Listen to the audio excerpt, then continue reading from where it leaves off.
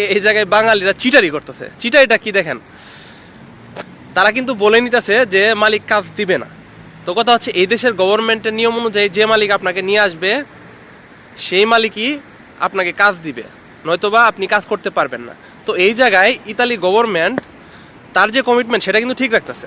একটা তো নিয়ম আছে, প্রত্যেকটা দেশের কিন্তু একটা নিয়ম কানুন আছে এবং সেই নিয়মের ভিত্তিতেই কিন্তু তাদের চলতে হয়।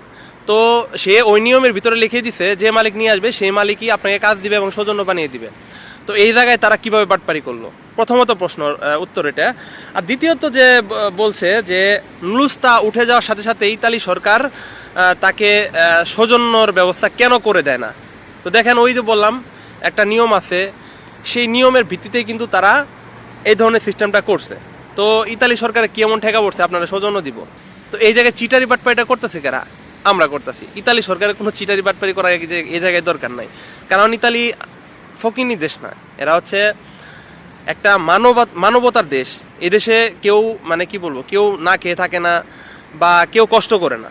তারা যে মানবতা দেখায় পুরা পৃথিবীতে ইতালি মানবতার শীর্ষে। মানে তাদের মতো এত সুযোগ সুবিধা কোনো দেশ দেয় কিনা একটু যদি দেখাইতে পারতেন তাহলে খুব ভালো হতো।